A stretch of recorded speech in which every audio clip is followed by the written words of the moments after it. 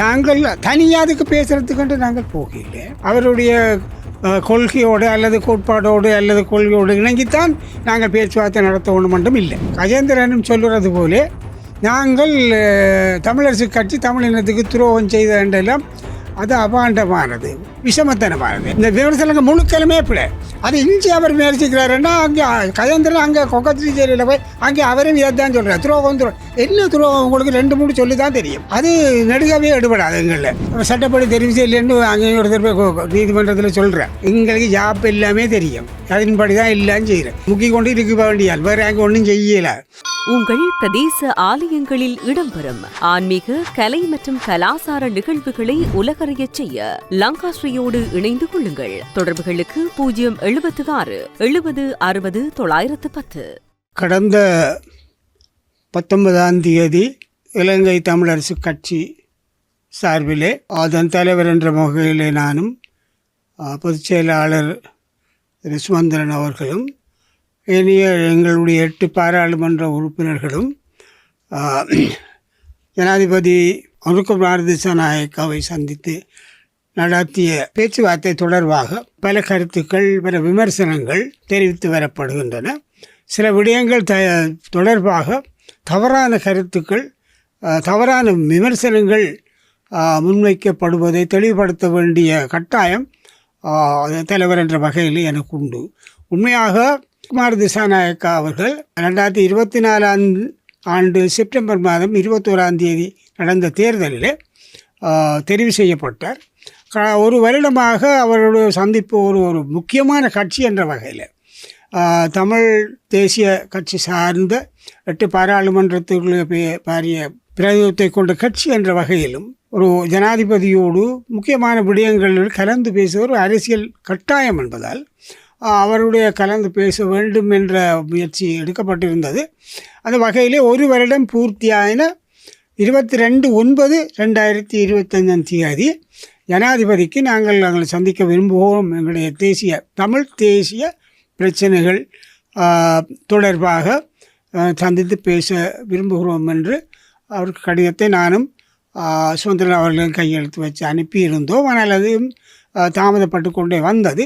இருந்தாலும் பின்னாலே ஒரு சந்திப்பில் ஒரு நிகழ்விலே சந்தித்த பொழுது அதை பற்றி நினைவூட்டிய பின்னர் எங்களுக்கு 19ஆம் தேதி சந்தர்ப்பம் தரப்பட்டது. சந்திப்புக்காக ஜனாதிபதியினுடைய அழைப்புதலின் பேரில் தான் நாங்கள் சந்தித்தோம். ஒரு அரசியல் கட்சி என்ற வரையில் மக்களுடைய பிரச்சனைகள் பற்றி பேச வேண்டிய கட்டாயம் எங்களுக்கு உண்டு. அந்த வகையிலே தான் ஒரு கட்சி என்ற வகையில் எங்களுக்கு இருக்கின்ற தனித்துவ உறுத்து, ஒவ்வொரு கட்சிக்கும் அந்த உறுத்து உண்டு. அந்த உறுத்திலே நாங்கள் சென்று ஜனாதிபதியோடு பேசினோம். இதில் சில ஒரு கேள்விகள் சொல்லப்படுகிறது. இந்த 22ஆம் தேதி நாங்கள் கடிதத்தை அனுப்பியது ஊடகத்திலே வந்தது. அதன் பின்னாலே நாங்கள் ஏனையோருடைய பேச விரும்பினோம். உண்மையாக ஒற்றுமையோடு சென்றிருக்கலாம் என்று சொல்கிறவர்களுக்கு நான் சொல்லக்கூடிய பதில், நான் ஜனவரி மாதத்திலே முக்கியமான எல்லாரோடையும் பேசினேன். கூட்டாக செயல்படுவோம் என்று வீடு வீடாக சென்றேன். ஒருத்தரும் ஒத்துழைக்கவில்லை, ஆதரிக்கவில்லை. ஆகவே நாங்கள் கட்சி என்ற வகையில் செயல்பாடுகளை முன்னெடுக்க வேண்டிய கட்டாயம் எங்களுக்கு உண்டு. அதை நாங்கள் நிறைவேற்ற வேண்டிய தேவையும் இருக்கிறது. அந்த வகையிலே தான். ஆனால் கூட்டாக செயல்படுவது என்பதிலே எங்களுக்கு தெளிவான நிலைப்பாடு ஸ்திரமானது, அதில் எந்த மாற்று கருத்தும் கிடையாது. அந்த வகையிலே தான் நாங்கள் சந்தித்தோம். சந்தித்த பொழுது இந்த பேச்சுவார்த்தையை அங்கே முதலிலே ஆரம்பித்தவனே நான் தான். கட்சி தலைவர் என்ற முறையிலே முதன்மை ஆசனத்தில் இருந்து நான் உண்மையாக அந்த கருத்தை நான் சிங்களத்திலே தான் ஆரம்பித்து நான் மிக தெளிவாக அவருக்கு எங்களுடைய தமிழரசு கட்சியினுடைய அடிப்படை கோட்பாடு கொள்கை என்ன என்றதை ஆங்கிலத்திலே வரையறுத்தேன். நான் இப்போ சொல்கிறேன், அவ்வாறான ஒரு வரையறைப்பு இதுவரையிலே அவ்வாறு நடைபெறவில்லை. நாங்கள் சமஷ்டி என்றெல்லாம் சொல்லிக்கொண்டே வந்த அதிகார பேர் 2 வசனத்துக்குள்ளே அதை நான் சொன்னேன். அதாவது அது எங்களுடைய அறிக்கையிலே அதுக்கு தெளிவாக சொல்லப்பட்டிருக்கு. அதாவது the exact words of our party president in his opening remarks were. நான் முதலாவது அந்த கலந்துரையாடலை ஆரம்பித்து வச்சதே நான் தான். அதில் நான் முதலாவது எங்களுடைய கொள்கையை வரையறுத்து சொன்னேன். The core policy of the ITKA is an irrevocable power sharing within the framework of an undivided country. It has to be on the basis of a federal structure by whatever name one may call it. என்று அதாவது எங்களுடைய அடிப்படை கோட்பாடு தமிழரசு கட்சியின் அடிப்படை கோட்பாடு என்னவாகில் ஒரு பிரிக்கப்படாத நாட்டுக்குள்ளே மீள பெற முடியாத அதிகார பகிர்வு அது சமஷ்டி கட்டமைப்பின் அடிப்படையிலாக இருத்தல் வேண்டும். அது எந்த பெயரில் அழைக்கப்பட்டாலும் என்றதான் என்னுடைய அதாவது சமஷ்டி கட்டமைப்பு சொல்லியிருக்கிறோம், மீளப்பட முடியாதது சொல்லியிருக்கிறோம், பிரிக்கப்படாத நாடு சொல்லியிருக்கிறோம், என்ன பேரில் அழைக்கப்படனா அதிகார பகிர்வு தான் என்று சொல்லியிருக்கேன், தெளிவாக சொல்லி. இதில் எந்த இடத்திலேயாவது நாங்கள் ஒற்றையாட்சியை ஏற்றுக்கொள்கிறோம் என்றும் அந்த கருத்தில் கிடையாது, அல்லது சமஷ்டியை கைவிட்டு கொண்டோம்ன்றது கிடையாது. ஏன்னா சமஷ்டியை தான் நாங்கள் வலியுறுத்தினோம். அந்த ஆரம்பமே அதன் அடிப்படையில் தான் இந்த பேச்சுவார்த்தைகள் நிகழ்ந்தன. அப்போ அதிகார பகிர்வு அல்லது அதில் இருக்கக்கூடிய அம்சங்கள் என்னன்றதில் சந்தர்ப்பங்கள் நானே முதலே சொன்னேன். நாங்கள் இதன் அடிப்படையில் பண்டார் நாயக்காவோட பேசினோம், டட்லியோட பேசினோம், மஹிந்தாவோட பேசினோம், ரணிலோட பேசினோம். அப்படியே இந்த பேச்சுவார்த்தை தொடர்ந்து இப்பொழுதும் அந்த பேச்சுவார்த்தை தொடங்கினா அதில் நான் முன்னுக்கே நான் சொன்னேன். அவன் இது ஒரு சந்திப்பு தான் என்ற வகையில் தான் இந்த பேச்சுவார்த்தை நகர்ந்தது. முக்கியமான விடயங்கள் அம்சங்கள் பல இடங்களில் இருந்தால் அதை நாங்கள் பரிசீலிக்கலாம் என்ற கருத்து சொல்லப்பட்டதே தவிர திரு கஜேந்திரனும் சொல்லுறது போலே நாங்கள் தமிழரசு கட்சி தமிழினத்துக்கு துரோகம் செய்த என்றெல்லாம் அது அபாண்டமானது, விஷமத்தனமானது. ஏன்னா எந்த இடத்துலையும் குறிப்பாக நான் பொறுப்போடு சொல்கிறேன், சமஷ்டி வலியுறுத்தினேன். முதலாவது அதுதான் எங்களுடைய கோர் பாலிசி என்று சொன்னேன், அடிப்படை கொள்கை என்று சொல்லியிருக்கிறேன். ரெண்டாவது சமஷ்டி கட்டம் என்று பேசியிருக்கிறேன். அவை இதெல்லாம் இப்படியான நிலைமையிலே. ஆனால் திரு கஜேந்திரபால் இன்னும் ஒன்று சொல்கிறார், நாங்கள் போனால் அரசியல் அமைப்பு சம்மந்தமாக மட்டும்தான் பேச வேணும். அப்படி இல்லை, நாங்கள் எங்களுடைய கொள்கை தங்களுக்கு சில கோட்பாடுகள் இருக்குது, கொள்கைகள் இருக்குது. அதன் அடிப்படையில் நாங்கள் தனியாக அதை மட்டும் பேசி கொண்டிருந்தால் கடைசியாக கடல் வத்தம் என்று சொல்லி கொக்கு உடல் பெற்று போன மாதிரி முடியாது. அதுவும் பேசுகிற பொழுது ஏனையவும் பேச வேண்டும் என்றது அது எங்களோட கொள்கை. அதை யாரும் கேள்விக்கு உட்படுத்த முடியாது, அது எங்களோட கொள்கை. ஆனால் அதே நேரம் கஜேந்திரவர்களுக்கும் நாங்கள் போராண்டு வைத்து கொண்டால் கூட நாங்கள் நிச்சயமாக மாகாண சபை தேர்தல் நடத்தப்பட வேண்டும் என்றும் மாகாண சபை முறை வலியுறுத்தப்பட வேண்டும் என்றும் அது எங்களுடைய இலக்கு பேச்சுவார்த்தையில் அடிப்படையான நோக்கம். ஆனால் அவர் மாகாண சபையை வேண்டாம் என்றவரோட பேசி கொண்டு போய் முரண்பட்டு கொண்டு நிற்க முடியாது. இருந்தாலும் அப்படியான ஒரு நிலையில் நாங்கள் தெளிவாக இது தெளிவு மக்கள் இதை புரிஞ்சு கொள்ள வேணும். எந்த சந்தர்ப்பத்திலும் அவர்கள் சொல்கிற மாதிரி ஒற்றையாட்சியை ஏற்றுக்கொள்கிறேன் எங்கேயாவது இருந்தால் சொல்லட்டும் பார்ப்போம். ஏன்னா பதிவு ஜனாதிபதி செயலத்தில் இருக்குது, நாங்கள் பேசுகிற பதிவு குரல் பதிவு அவ்வளோவும் இருக்குது. ஒற்றையாட்சியோட பேச்சை நாங்கள் எடுக்கலை, சமஸ்தியை தான் வலியுறுத்துகிறோம், பேருந்து கைவிடுறது. அப்போ இப்படியான ஒரு அபாண்டமான கருத்துக்களை முன்வைக்கப்படாது. மற்றது அவர் அது வந்தால் அரசியல் தீர்வு வந்தால் ஏனைய பிரச்சனைகள் தீர்வு பண்ணால் அதுக்கடையில் எல்லாம் முடிஞ்சுவோம். ஆகவே நாங்கள் அந்த தெளிவான நிலைப்பாட்டிலே தான் இருந்தோம். அதே நேரம் மற்றவர்களோடு பேசுகிறேன்னா பேசினோம். இப்பொழுது நாங்கள் தமிழ் தேசிய ஜனநாயக தேசிய கூட்டணிக்கு நாங்கள் அழைப்பு விடுத்திருந்தோம் ஒரு கடிதம் மூலம். அவர்களுக்கு 7/11 அதாவது இந்த மாதம் 7ஆம் தேதி ஒரு அழைப்பு விடுத்திருந்தோம். அந்த விடயத்தில் மிக தெளிவாக நாங்கள் சொல்லியிருந்தோம், தமிழ் தேசிய கட்சிகள் முக்கியமான சகல பொது விடயங்களில் இணக்கப்பாட்டுடன் இணைந்து செயற்படுவது காலத்தேவை என உணரப்பட்டது. இதற்கமைய ஒரு பூர்வாங்க கலந்துரையாடல் தங்கள் கட்சியுடன் நடத்துவதற்கு உத்தேசிக்கப்பட்டுள்ளது என்று தான் டிடிஎன்ஏக்கு நாங்கள் அதாவது கடிதம் எழுதியில். இதே கடிதத்தை தான் கஜேந்திரகுமாருக்கு நாங்கள் இப்பொழுது 19ஆம் தேதி கொடுத்த. நாங்கள் இதில் என்ன விடயம் என்றால் பொது விடயங்கள் தமிழ் தேசிய கட்சிகள் முக்கியமான சகல பொது விடயத்தில் அரசியல் அமைப்பும் வரும், மாகாண சபை தேர்தலும் வரும், காணி விடயங்களும் வரும். நாங்கள் பேசினாங்கள், காணி விடயம் பேசினாங்கள், இடப்பெயர்வு பேசினாங்கள், மற்றது அரசியல் கைதிகள் பற்றி பேசினாங்கள், காணாமல் போனவர் பற்றி பேசினாங்கள், காணி விடுவிப்பு எல்லாத்தையும் பேசினாங்க. அதெல்லாம் தேவை தானே, அன்றாட தேவை. ஆகவே அந்த விடயங்களை பற்றி அரசியலமைப்பு சம்பந்தமாக நாங்கள் தனியாக அதுக்கு பேசுகிறதுக்கு நாங்கள் போகல.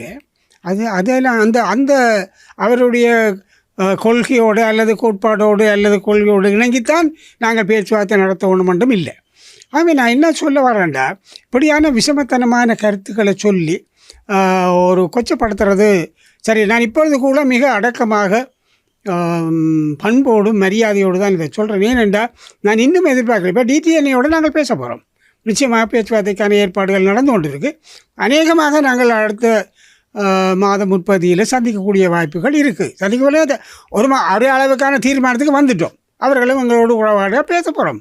பேசி நாங்கள் பொது விடயங்களே எல்லாம் தான் பேசணும். தனியாக அரசியல் ஏற்கனவே கஜேந்திரகுமாருக்கு எங்களுக்கு ஒரு சின்ன பிரச்சனை இருந்தது என்றால் அவர் எங்களுக்கு அழைப்பு விடுத்தது ஏக்கிய ராஜ்யன்ற அரசியலமைப்பு பாராளுமன்றத்துக்கு வர்ற பொழுது அதை எதிர்க்கிறது. அது வராது என்று நான் தெளிவாக சொல்கிறேன். ஏக்கிய ராஜ்யம் என்ற பிரச்சனையே இல்லை என்று சொல்கிறேன். நானும் கட்சித் தலைவர் தானே. நான் இந்த மேட்டுக்குடியிலேருந்து வர இல்லைன்ற அதுக்காக நான் சொல்கிறது ஏற்கலாதா?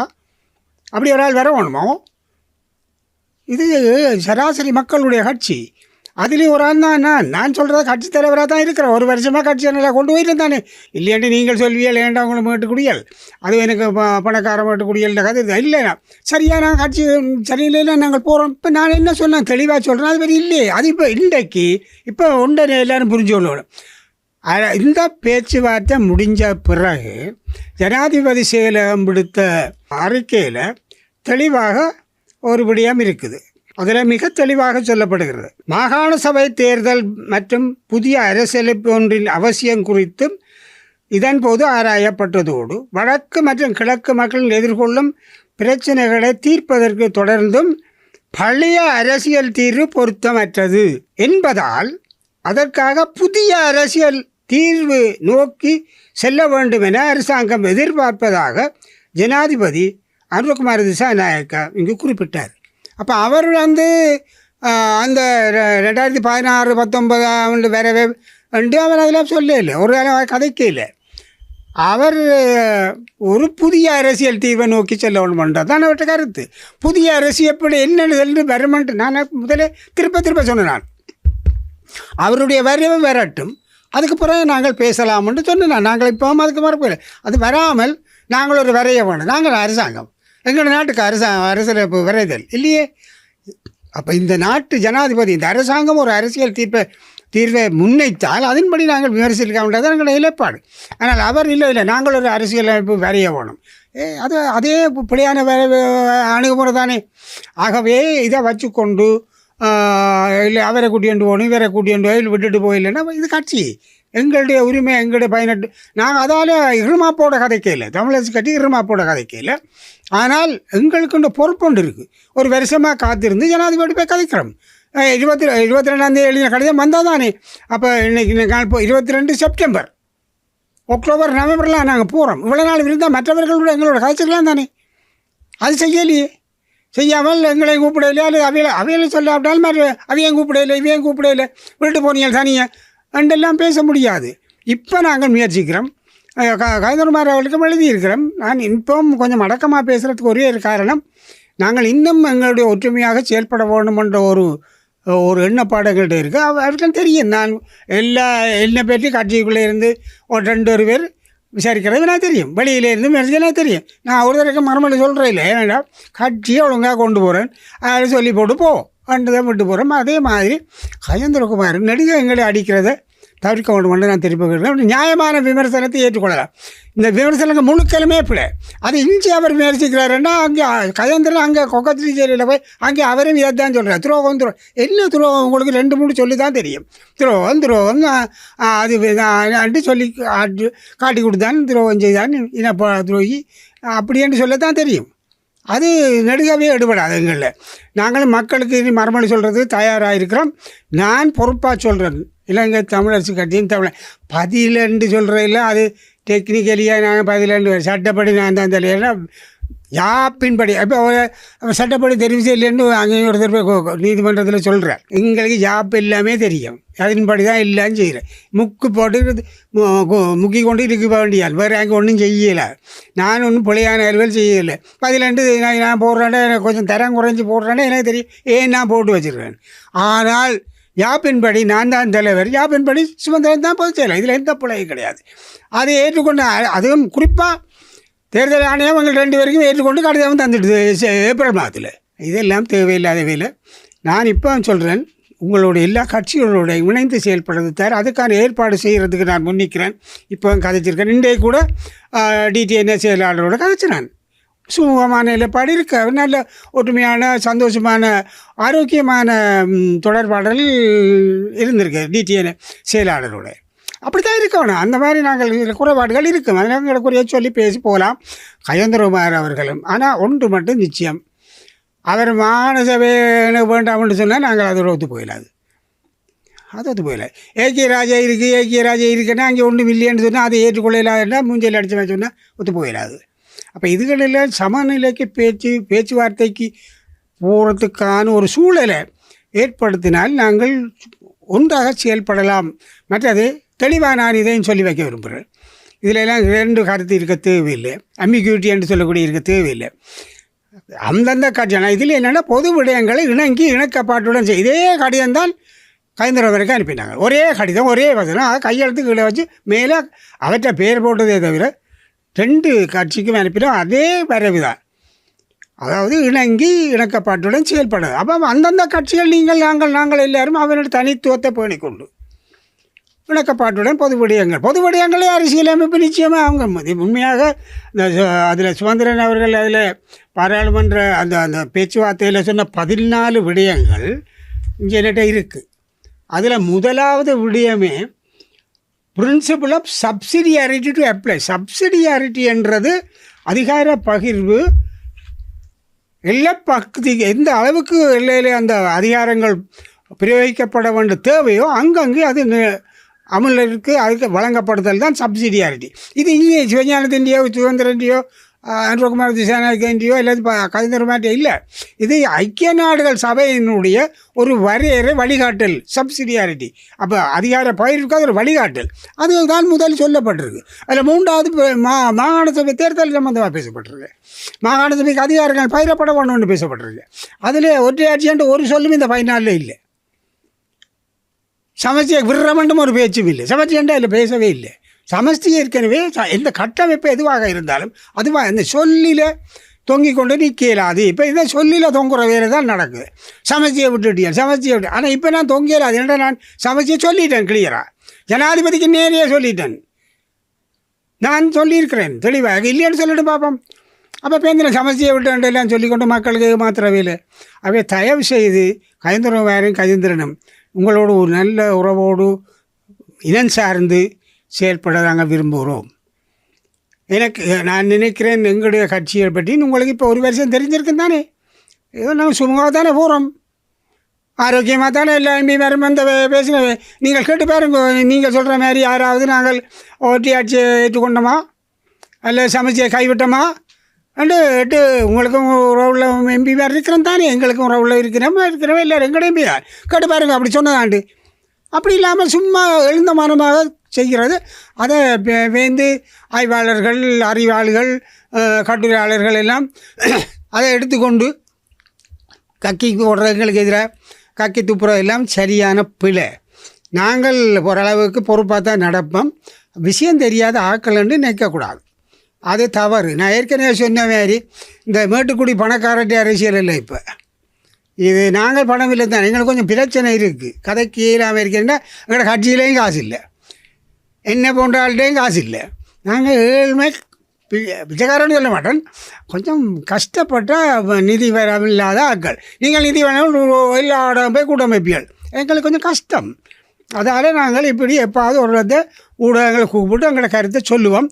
இனிமேல் எங்களை நீங்கள் யாராவது அடிக்க நினைச்சா நாங்கள் கொஞ்சம் மென்மையாக அடிப்போம். நிச்சயமாக நான் சொல்லி வைக்க விரும்புகிறேன், அது தேவையில்லை. ஆனால் ஒரு நியாயமாக இல்லாமல் எங்களை இனிமேல் தாக்காதீர்கள்.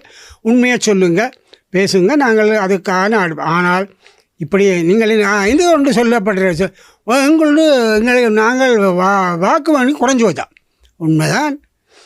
எங்களை வாக்கு வங்கி குறைஞ்சான் போச்சு, ஆசனங்கள் குறைஞ்சான் போச்சு. உங்களுக்கு குறையலையோ 60 சொச்ச வாக்கெடுத்த கஜேந்திரன் வரைக்கும் இப்போ இந்த 30,000 இல்லையே. அதுக்காக நான் உங்களை குறை சொல்கிறதா இல்லையே, அது எங்களை எல்லாரையும் பாதித்த ஒரு விஷயம். கஜேந்திரன் வரையும் பாதித்தது தானே, இன்னும் எங்களையும் பாதித்தது தான். ஏன் நாங்கள் அப்படி செய்யலை.